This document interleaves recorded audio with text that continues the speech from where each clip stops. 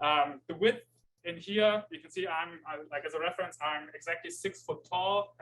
This is 4 foot-ish. So there's plenty of space to operate on all the plants. And as I already mentioned, we have styrofoam rafts like these. And the plants are actually just like dangling inside the nutrient solution. So you can see like nice and white, crisp roots dangling in the nutrient solution. Okay, we've given some time for people to come join us. So I just want to say hello, everyone. Thank you for joining us today. I'm Stephanie Gordon, part of the marketing team here at Grocer, and I'll be the moderator for today's tour. Today, I'm really excited to bring you inside the Grocer farm, as you can see in the video. So the container farm uses hydroponics to grow vegetables all year round, no matter the weather. Michael Tala, who is part of the research and development team here at Grocer, will be our guide into the ins and outs of the farms itself. And we'll walk you through the plant life cycle and answer some of the questions that you all sent while registering. And at the end, we'll leave some time for more questions. We'll do a live Q&A for any questions that you have throughout the webinar if they come up. And if you do have a question throughout the webinar, feel free to type your question into the questions tab. You can find it kind of on the side of your screen or at the bottom there. And also, I would like to mention today we'll be focusing on the farm itself and the technology and what it's like to grow inside of it. So if you have questions about the business model of container farming and questions that kind of focus around the business side of it, you can check out our Container Farming 101 guide and a webinar series that goes into more detail on the business side of growing.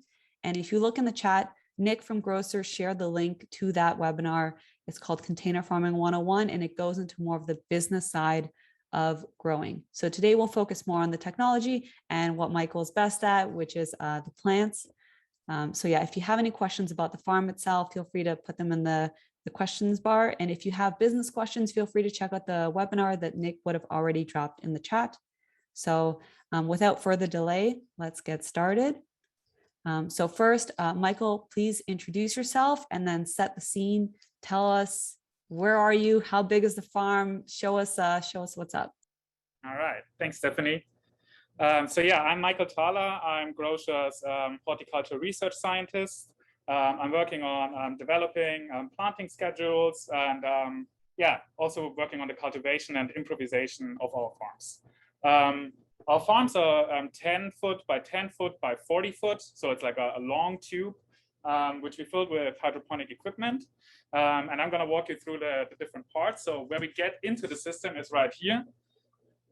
That's the vestibule. You can see like we have like a really nice thick door. We have like a separator from the other parts of it, and everything is like full with PPE, full of yeah, protective gear, and also that you don't bring anything into the farm because we don't want any pests in here. The next part is where it all starts with the plants, the seedling area, which is right here. So here I prepared a rockwool slab where there are seedlings inside. They stay in this area for 2 to 3 weeks, depending on the cultivar. All the operations we are doing are happening here as well. So we have like a little bit of a workbench, which is doubling with the seedling area. And after they reach their desired height, they go in the cultivation area, which is all the rest of the system, which you can see here. So that would be this whole area. They're getting on rafts and styrofoam rafts, which are floating on a nutrient solution. The width in here, you can see like as a reference, I'm exactly 6 foot tall. This is 4 foot-ish. So there's plenty of space to operate on all the plants. And as I already mentioned, we have styrofoam rafts like these. And the plants are actually just like dangling inside the nutrient solution. So you can see like nice and white, crisp roots dangling in the nutrient solution and getting all the necessary nutrients and oxygen that the plants need to thrive. So that's the basic setup of our system.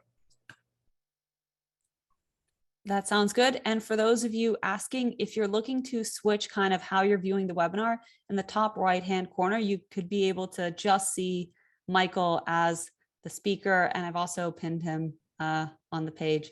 So if you want to switch your view, just so you just see Michael as your entire screen, look in the top right, and you should be able to alter it. But Michael, thanks so much for that quick little walkthrough. Could you show us again how wide the working aisle was? The working aisle, like in the cultivation area. So yeah, just one more look. So I'm 6 foot tall, and this is around 4 foot from hand to hand. So there's plenty of space to work in, and actually also have like a ladder in there to reach higher shelves. Plenty of space also, yeah, for generating a really good climate, a good airy climate for our plants as well. Okay, perfect. And what kind of hydroponic technology do we use? I know there's different methods of using hydroponics. What does the Grocer Farm use? So we have 2 kinds of system out there. An NFT system, which is a nutrient film technique. In the case of here, is a deep water culture, meaning the plants are really suspended completely with their roots in a nutrient solution on rafts. NFT system are gutters where plants are sitting in. So that is the main difference between the 2 systems. Okay, and we have some questions. When you did your little how wide the aisle is, how many racks are on either side of the farm, or how many racks are in total? So with racks, you mean like how many planting units of the one I just showed? Yeah, well, you can just show people what we mean by different rafts and racks. What I just showed, these styrofoam rafts, we have 50 of those in the system on a cultivation area of around 400 square feet. And what are the different plants that we can grow hydroponically in the farm? We can grow in this farm specifically. We can grow leafy greens, specifically. All kinds of leafy greens, lettuces, and herbs, and specifically going more into like basil, coriander, spinaches a lot, and mint. And I was in the farm a couple of weeks ago, and I really liked seeing the spinach. Michael, do you have a favorite crop that grows in our farm? Well, I like all of them, honestly, but my favorite is probably basil, because like no matter what you do with it, it always smells really nice. It increases your appetite, and it's like a really cool plant to work with. Okay, so now we're gonna shift the focus a little bit off plants and talk about everything that a plant needs to work. So how does the farm get water? And someone's actually asking if our water is rainwater. So how does the farm get water? Right. So yeah, unfortunately, it's not rainwater. That would contain way too many contaminants potentially. So you need like a municipal source water coming from somewhere. Like if there's like municipal water around you, or you can lay lines to really get it into the farm. And it's not only water which we're using. We're also, of course, using nutrients which we are diluting into the water at a specific rate. And yeah, with that, give all the nutrients our plants need. Okay, awesome. And how does the farm get power, and what are the energy requirements for it? I actually wrote it down. I expected this question. So the power is over a 200 amp, 240 volt single phase power supply. And in a year, it needs around 60,000 kilowatt hours, which is like around 4 households worth of power. Mm-hmm. And for those who are wondering, what does that power supply mean? Can I plug it into a wall outlet? No, it's a little bit of a kind of a bigger outlet. So usually when people install our farms, they get an electrician to make sure that they have the ability to kind of have the farm on site. But most of the times customers don't have a problem. You get an electrician to check it out to make sure that you're good. And it's a pretty seamless process. So we go into more detail in our site preparation guide. That's also on our website. So if you're wondering, okay, do I have the power to make it happen? The answer is most likely yes, but you're probably going to want an electrician to just give you the answer. So another question is Wi-Fi. Does the farm need internet? How does it get Wi-Fi? And what do you use the Wi-Fi for? Right. So yeah, there are like so yeah, we kind of do need Wi-Fi, or having Wi-Fi facilitates a lot of processes in the system. We use Wi-Fi to have like a real-time view on all the processes that are going on in the system. We have several sensors for environmental conditions like pH or nutrient strength. If the lights are on, I can actually access that over my phone at home and see directly the status of my system as long as I have an internet connection. How we are getting internet connection, we have a repeater here which connects to a building a little bit further down. That is an option. We also have the option to have it set without internet, but that requires a lot more hands-on maintenance. You have to check basically like every day on your plants, checking all the parameters, everything is safe, you don't get any notifications. So having internet is very, very beneficial for this kind of setup. Okay, so now we're going to go kind of back into what plants need. And so you obviously know plants, they are affected by what's in their environment. So how do we go about controlling temperature, humidity, how much water is in the air, and light in the farm? Right. So in our mixed crop system, we are catering to the specific plant needs we are having in the system. As you can see, it's not like in the background. It's not only lettuces growing here, but also arugula, as you can see up here, or spinach up here. So we have like a mixed crop system. So we're catering to a mean nutrient value that caters to all of the plants. And for the light, we have specific LED lights that we R&D'd to have a specific length of being on and being off that also caters to the specific needs. Another thing we're doing is having the lights on overnight because electricity rates are lower and we can save quite a lot of money with doing it that way. And the plants don't mind. For them, as soon as the light is on, it's day. As soon as the light is off, it's night. For all the other considerations like nutrients or pH values for the plants, we actually have, as already mentioned, several sensors in the system that in real time record all the values. And as soon as it gets like out of a specific range, we have either automatic dosing systems that are helping us putting it back into that range, or we do it by hand. Yeah, that's good to know that we're able to kind of set a range for the plant environment to always stay within, and then it kicks in automatically, or if you want to do it manually. I know you briefly touched on how we control temperature and how temperature is, kind of monitored in the farm. Someone is asking, what is the heating source?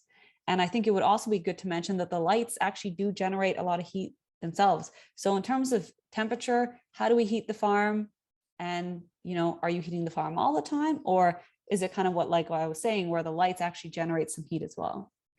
That is our main heating source, yes. At least as long as we have ambient temperatures. So as long as you're not like in the really, really high northern regions in the depth of winter, generally you are trying to cool the system over the year.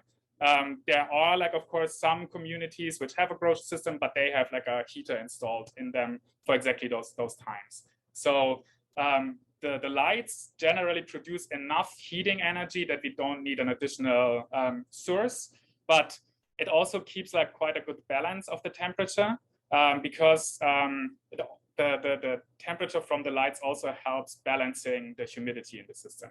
So it's actually like a two-way thing that we're already encountering for. Yeah.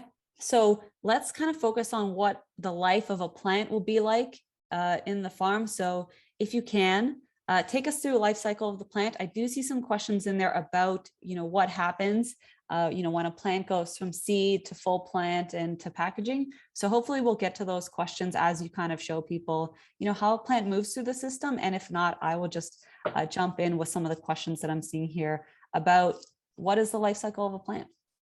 All right. So we have a couple of different stations. Just as a reminder, I'm going to show you the seedling area again. So a plant, as every plant we have, starts with a seed.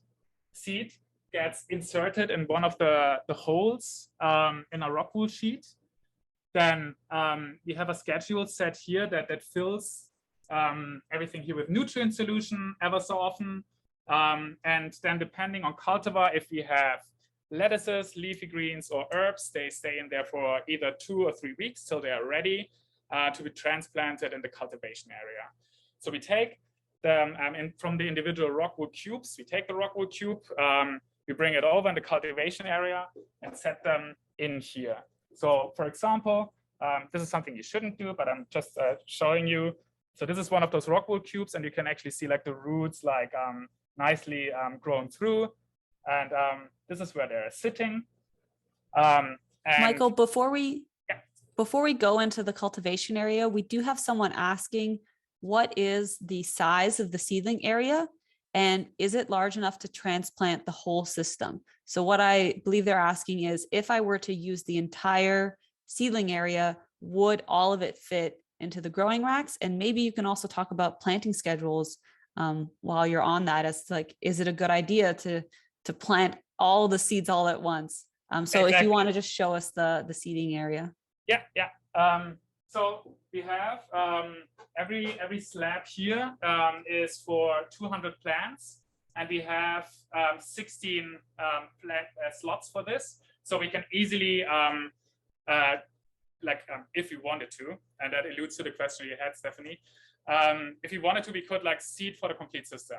But consider also that all the same cultivars you're having, you also then have to harvest at the same time.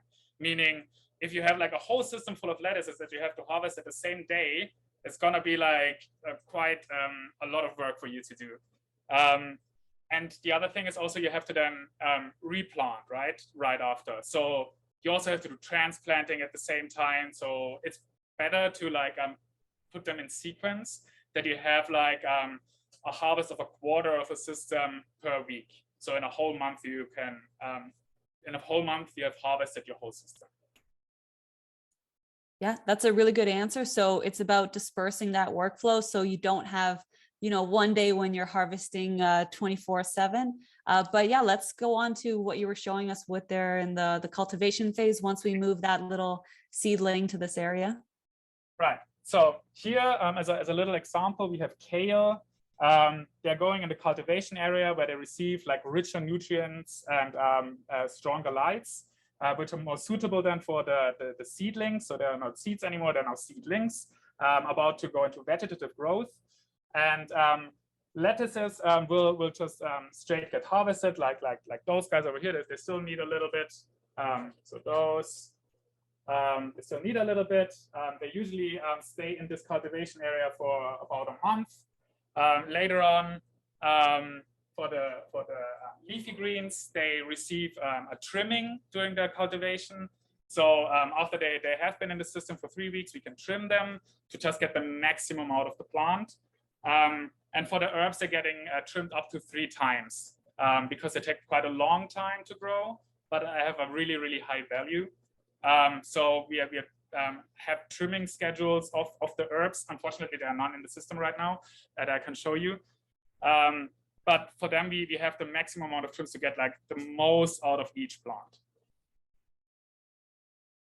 Yeah, that sounds good. Be around 3 months till a herb is completely harvested. Yeah, that is really good. So can we see what does it look like when the plants are almost ready to be harvested? Right. So we have some lettuces here, which are like nice and densely grown. Those are green stars. They're ready to be harvested next week. We have some arugula up here, really nice and densely grown. That is also ready to be trimmed by next week. And we recently did a spinach trim. And this is basically what you can expect to see in the end. So you have like the nicely trimmed spinach in our grocer boxes, which are also compostable. So we also take care of nature here. And for those of the people who are wondering, okay, what do you do with the harvest? How do you properly store and package your produce after it's harvested, especially if you're not giving it away right away? Right. So it's important to have put most of our crops in a fridge at 4 degrees. And it has to be like ideally humidity controlled. The better the humidity control is, the longer it stays attractive, in an attractive state to be able to be sold, except for basil. Basil can't go in the fridge. Like if you ever wandered and bought a basil from a supermarket, for example, and it was dead the next day, you probably put it in the fridge. They need to be like at room temperature. And then, like I think when I tried it at home, it took like 10 days before it was off. So basil is also quite long storable. Yeah, and I have someone who's asking a question about, is this a one harvest type system? And I know you mentioned trim harvest. Can you explain more about what that means in terms of, okay, if I have a plant and I plant it, am I harvesting once and then it's done? Or if you explain more, a trim harvest allows you to get more out of the same plant. Yes. Just explain it a little bit more. Yeah. So all the lettuces we are having, like the head lettuces or the lettuce mixes right here next to me, they're one harvest things, because like you just want to have like basically one lettuce head or like a lettuce mix harvested at a time, because like that is what is usually sold. If you have plants like kale or spinach, you harvest 30% of the plant at a time.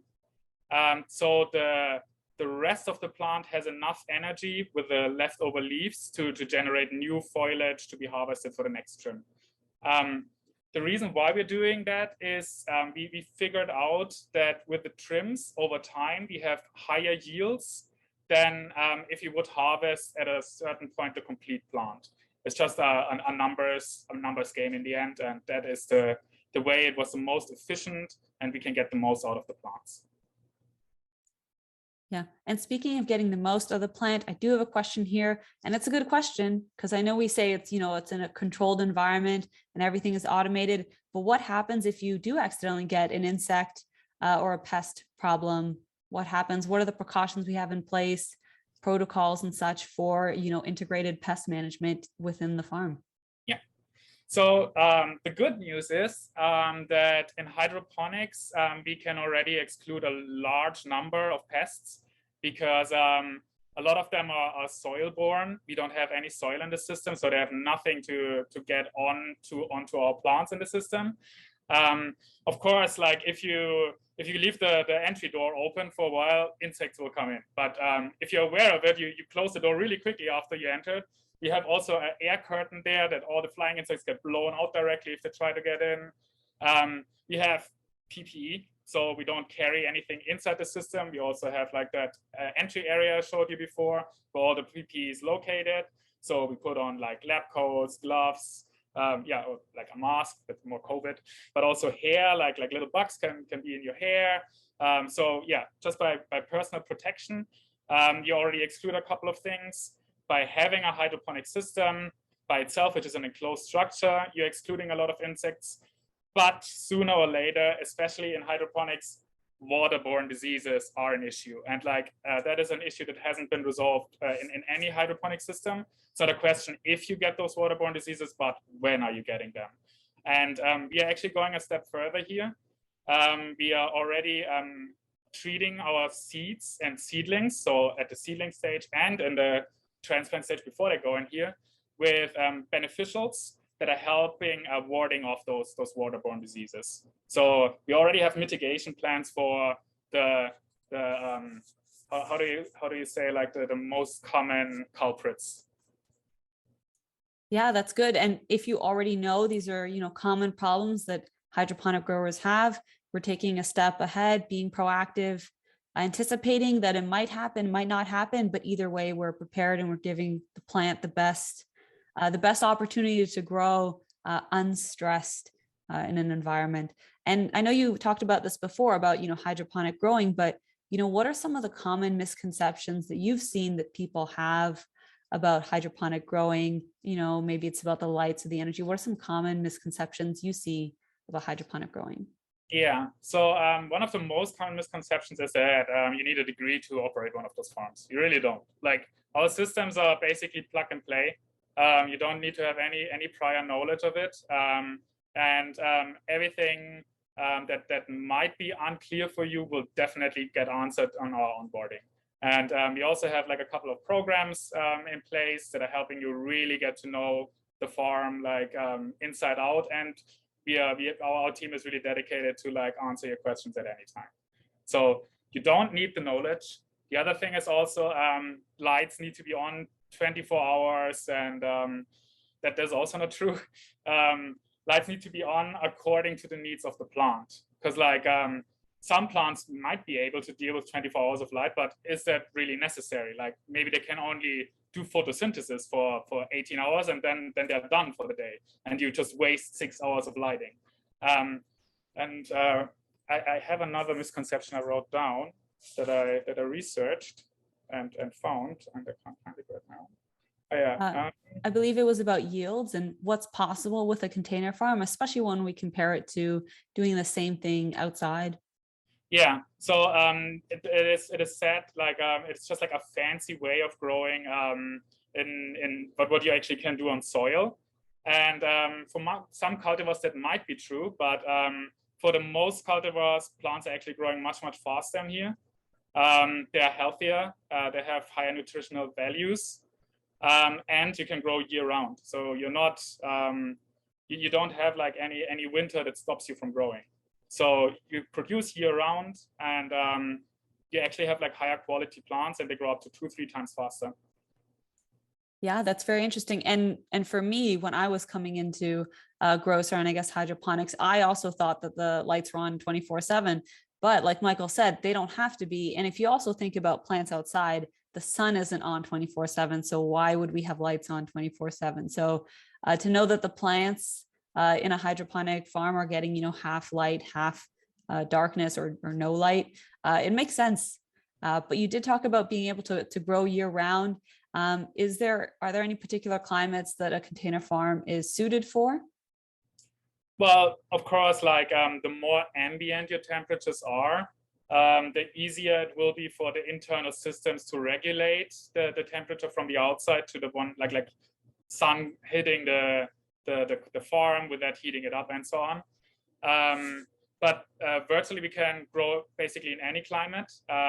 We have like specific system adaptations to deal with like either extreme cold or extreme heat.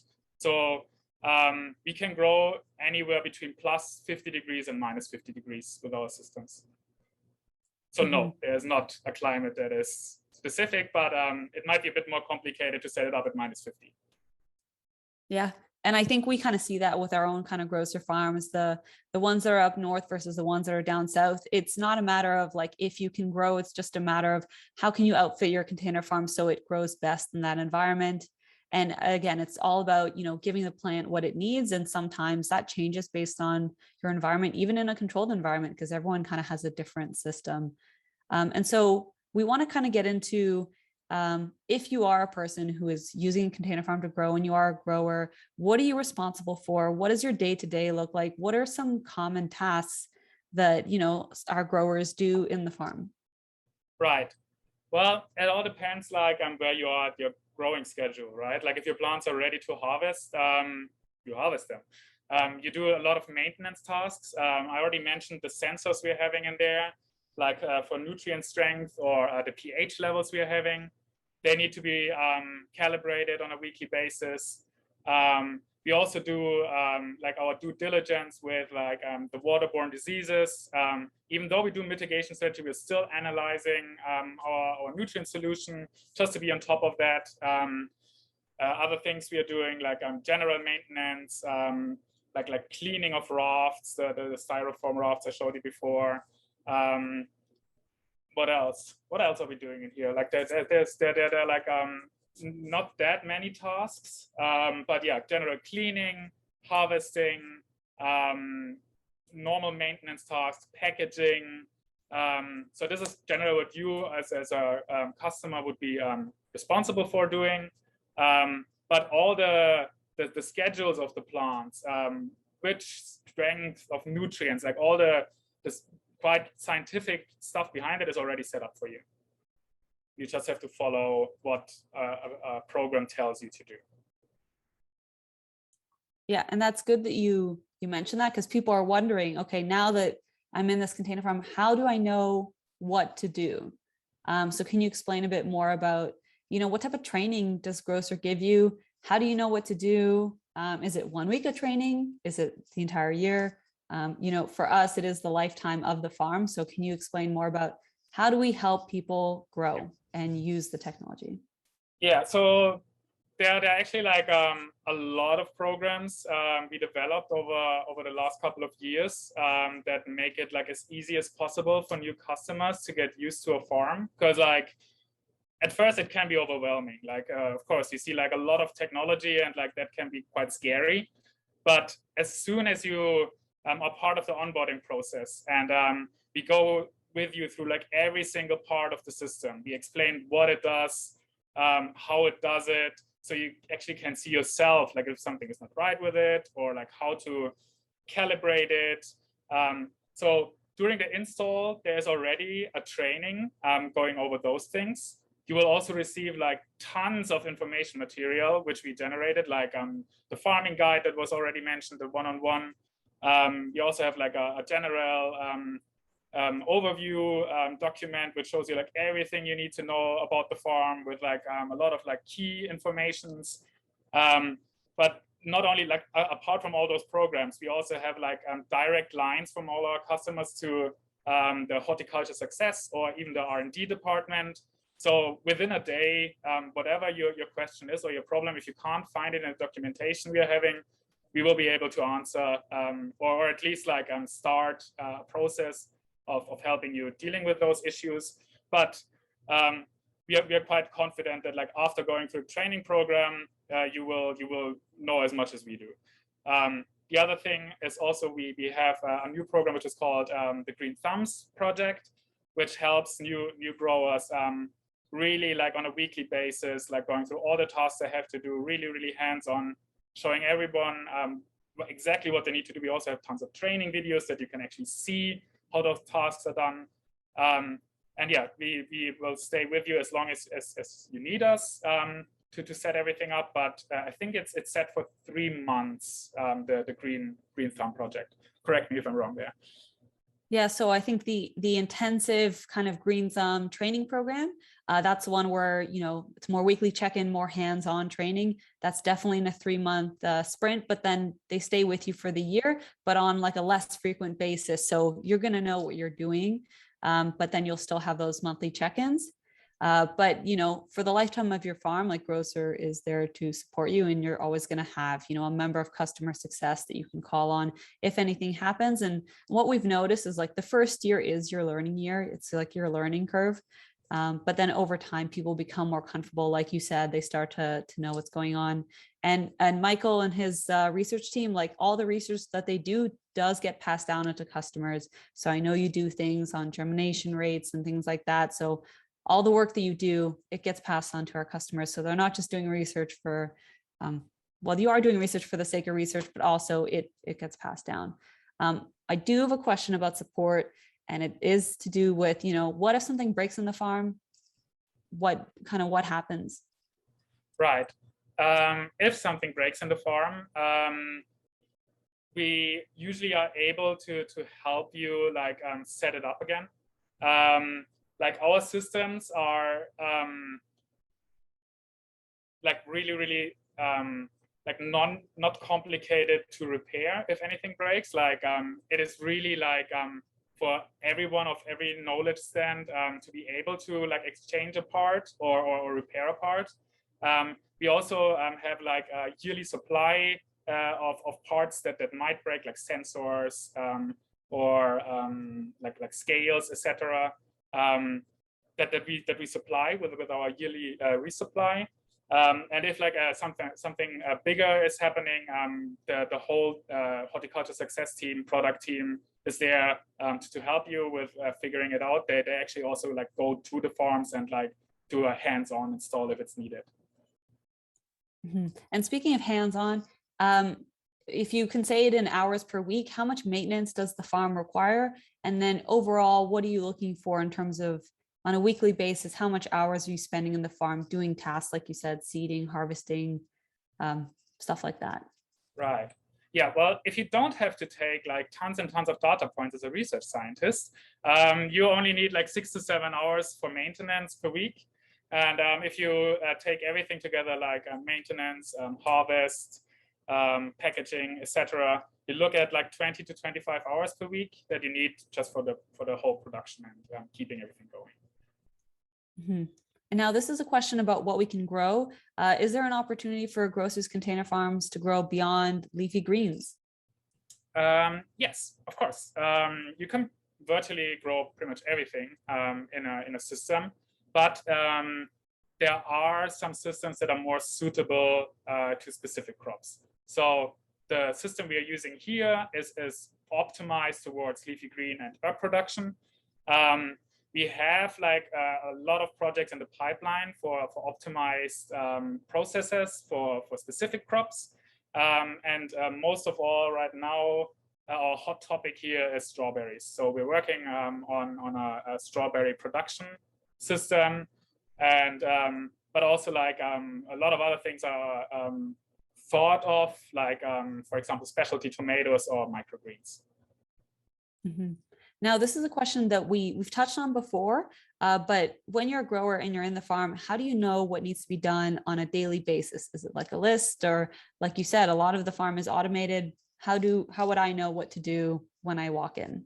Yeah, so you don't even need to walk in. You can also access that over your phone. So like when you wake up in the morning, you can just like check. You have like specific programs which are like farm scheduling programs. You feed it, or basically like we set the basis of all the information up for you.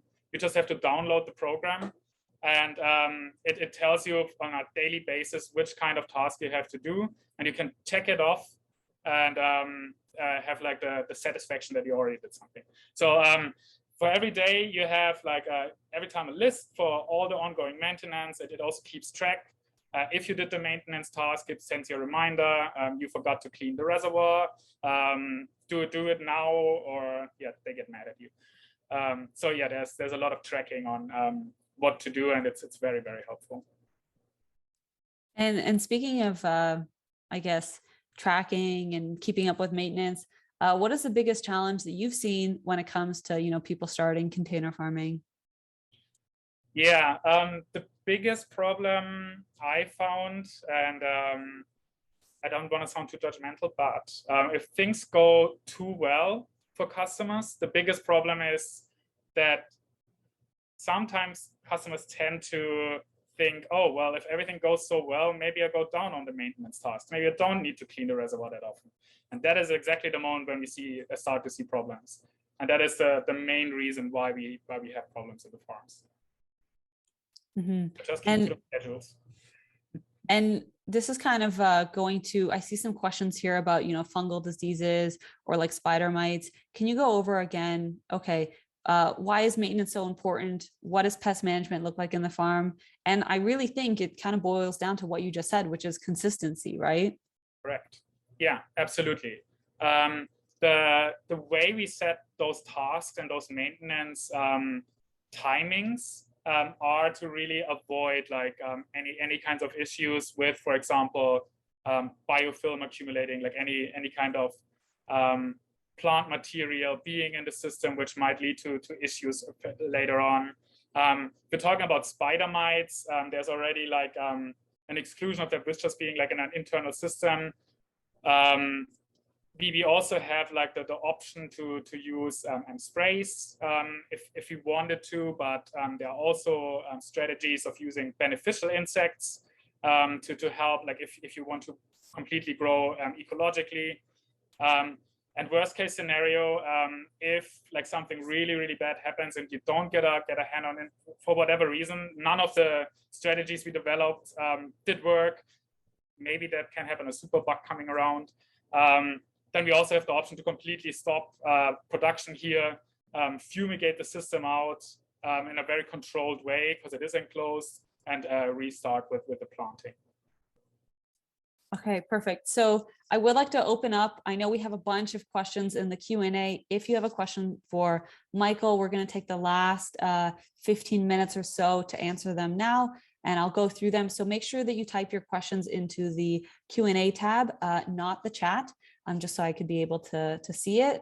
So take time now. If we haven't answered your question, you can upvote other questions if you see someone has submitted the question that you had on mine. So you can upvote someone else's question. You can type your own question. And Michael, let's just get through some of the questions that people are having.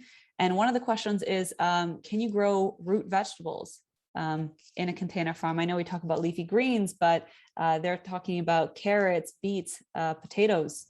What do you think? It's one of my favorite questions. I hear that question a lot. And unfortunately, for the common types of systems that I mentioned before that we are also having, the NFT system, so nutrient film technique and deep water culture, rely of having a body of nutrient solution, or basically water. And for the crops of interest there, the root vegetables, the part we are interested in would always sit in water in those systems. And they're really prone to rotting. So for these kind of systems, the most common ones, it's not advised to grow root vegetables.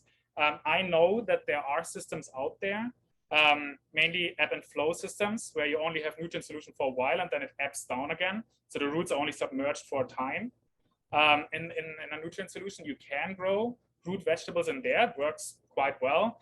But so far, the technology is not far enough to outcompete traditional farming on a field. It's just much cheaper and much more efficient to grow on a field root vegetables rather than a hydroponic system. But it is possible. If you really want to, in space, grow root vegetables, you can. Yeah, that reminds me of that movie and book, The Martian, where he grew potatoes. So the answer is, can you grow it with hydroponics? Probably. But then it also comes as to, is it the most efficient way to grow it? And then especially for things like potatoes, it probably isn't. And we want to be able to grow food efficiently to feed people, because that's our end goal. So it's not a matter of if you can, it's just, is this probably the best way and use of our resources? So another question I have, and this is actually from one of our older customers. I know you've been with us for a while. What were some of the upgrades that we have done for the kind of container farm over the years to make it easier for growers and I guess better for the plants? What are some of the upgrades that we've done so far? Right. Yeah, we did like a bunch of upgrades. Originally, the system was already quite efficient, but we could tweak a bit more to like higher yields and like reducing like plant health issues. Especially like if you're on a mixed crop system, as I mentioned in the very beginning, you cater to like a mean of all the needs of the plants. And of course, some of them are falling a little bit shorter. And in order to mitigate those shortcomings, we introduced like a couple more parts into the system. For example, we integrated a more efficient way of getting air movement over the canopy of our plants, which really helped avoiding issues with our lettuces. We also have like very specific lights now that we are using for light strength and the duration of the lights, which we adapted and perfected for the kind of pea crops we are having. And as already mentioned, we are also starting with inoculation of beneficials that help warding off waterborne diseases, and with that make the whole production just more stable. Mm-hmm. Now let's keep it on to how you're growing the plant. I know you showed us a little bit of that rockwool. Someone's asking if we've tried other substrates, or I guess growing mediums other than rockwool. And if you can, I don't know if you're able to show us from that seeding tray what rockwool actually looks like, but explain kind of what are the plants growing in, and have we tried growing it in other kind of materials? Like we as a company have not tried other grow media. I myself personally have tried a few, but I have to say like rockwool is just like the best standard generally to have. The production of rockwool, of course, like it's always like a little bit of a debate for it being able to be recycled and so on, and like the production of it. But it's still like one of the most sustainable ways of doing it, and one of the healthier ways of keeping your plant roots aerated and like in a nice loose material. And what is usually not discussed is also they also biodegrade over time. Like it's basically a rock that is very fine, and like it falls into dust after a while. So it is actually like quite sustainable. Other things we are trying as well are different growing media now for specialty plants. For example, our strawberries will have a different media, but we are still testing those things out. Now, I had a question in the chat, but there's quite a lot, but someone is asking about the insulation of the farm. So I know there's a common misconception that a grocer farm is built in a shipping container, but that's not the case. It's actually a custom built structure using structural insulated panels, so it has good insulation. Do you know, they're asking for the R value, which I know is quite specific, but I would like for anyone who is looking for, high level specifications, number of racks, yields, cultivars that we can grow, plants that we can grow, and kind of the very detailed questions. If you go to growcer.ca/guides, or it's even on our homepage, it's called the Everything Guide. And that basically breaks down all the specifications of the farm. So the length, the width, the R value, the insulation, your power consumption, how much water you're going to use, and all kind of the numbers, if you will. So if you go on growcer.ca, look for the Everything Guide. That's what we call it. It has all the numbers. But if you can speak to, okay, insulation, why is it a big deal? If you know anything about the insulation of our farms, can you just speak to that? Right. I don't have that much information on that because I'm more like looking at like the environmental conditions I'm having with the values I'm given with the container I have, and adapted according to that. We started like originally this company with container farms that were actually shipping containers, but now we moved on to actually more specifically build containers.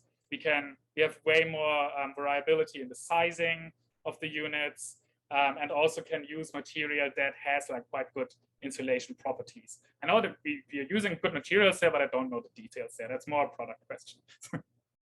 Yeah, and so if you're looking for kind of product specific questions, I recommend the Everything Guide. Like I said, it's on our homepage or growcer.ca/guides, and that goes into the numbers. Someone is asking, how do you detect plant deficiencies? What are you looking for when you're walking through the farm? How do you know when a plant is struggling or, not doing so great?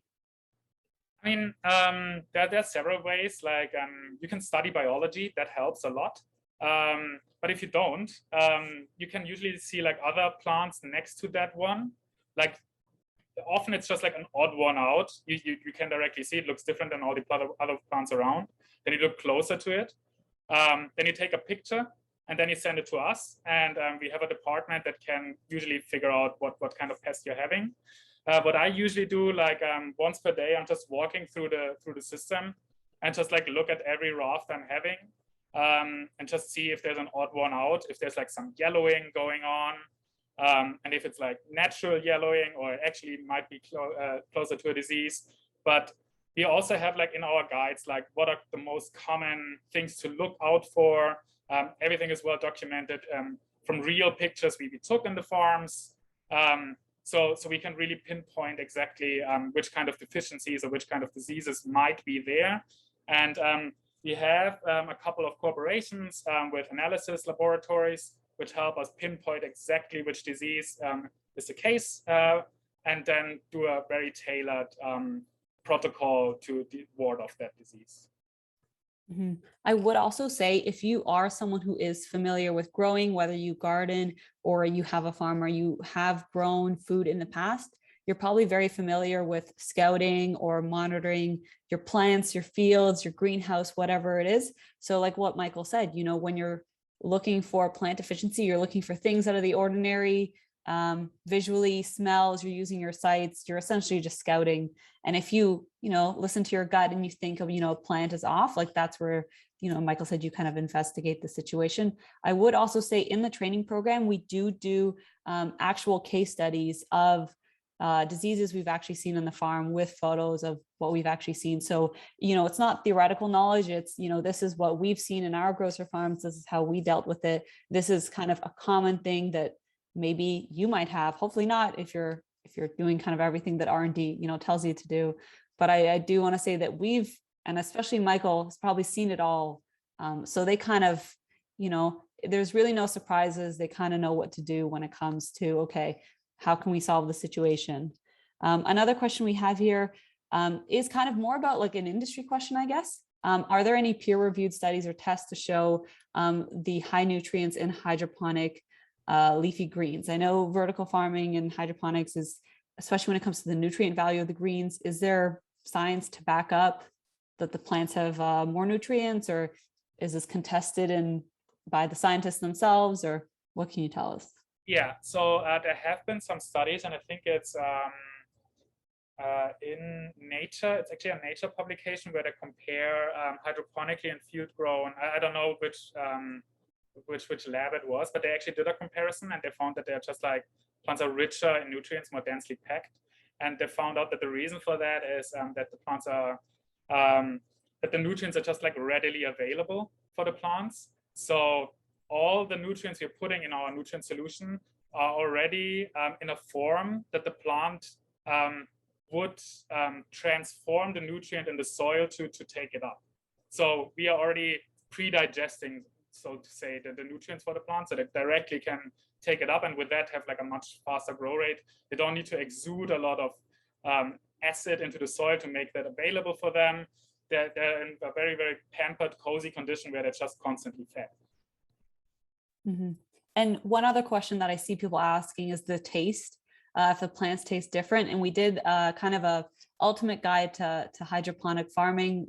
It's on our website, it's in our blog, where we just kind of looked at what the industry was saying. And there isn't enough data really to back up in terms of if hydroponic plants taste differently from a scientific perspective. But, you know, we've tasted it, and if it's fresh, it just tastes good. And that's anecdotal. That's just my own kind of personal, I guess, preference. But if you go on our website, we also have a guide just about hydroponic farming in general. Think of it more, it's not about grocer, it's about hydroponic farming. So if you're interested more about kind of the industry we're in and the science behind it, I would check that out. It's on our blog.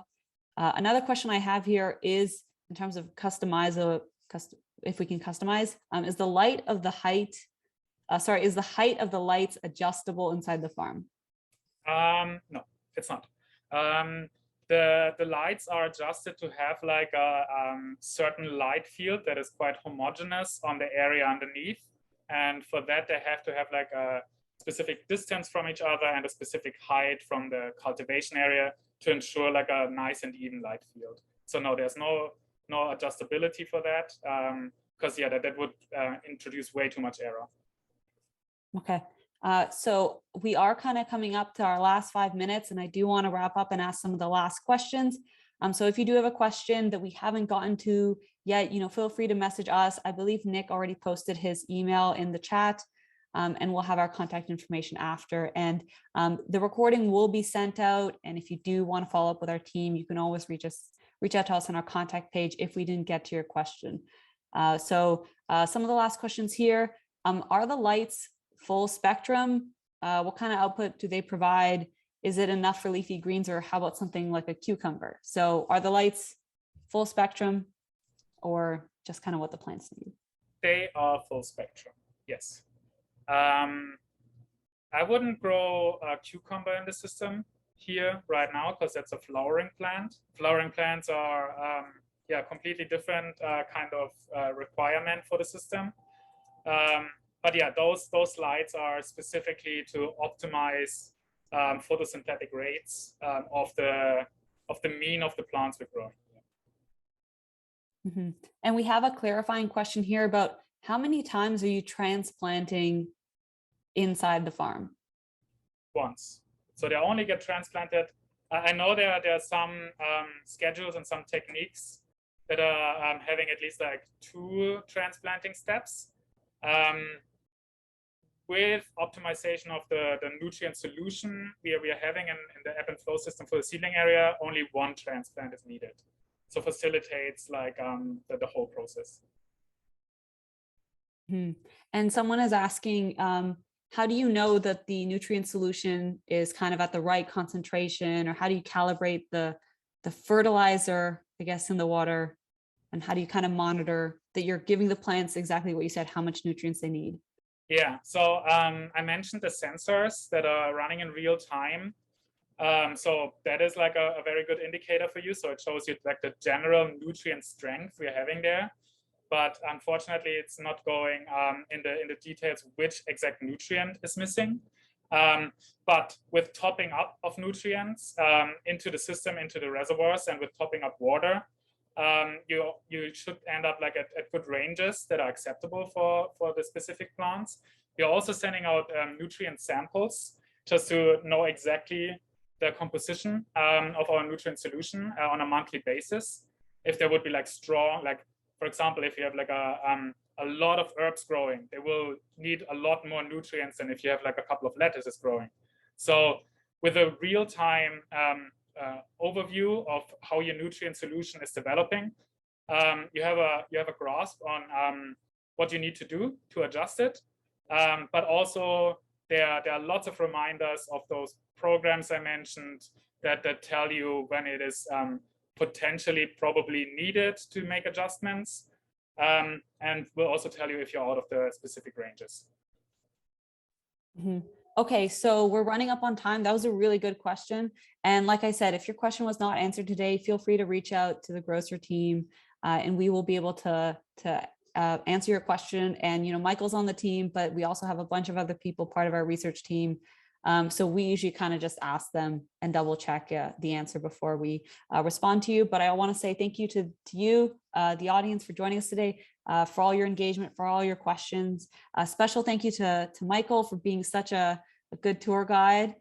If you're interested in learning more about what you can do with a container farm, feel free to check out that Container Farming 101 guide. In that guide, we go over the steps to get started, how to select a business model, and even your financing options. So that's more about the business side. Any guide or video or blog that I just mentioned in this webinar, we will include it when we do a follow-up with the recording. So you'll get that recording by the end of the week. Keep an eye out on your email for that recording. And to learn about, you know, Grocer in general, you can visit us at growcer.ca or follow us on social media. You should see kind of our contacts and the links on the slide. And again, if we didn't get to your question today, please feel free to connect to us. We'd love to continue the conversation. Thank you. Have a good week, and we'll just wrap up from there. Thank you.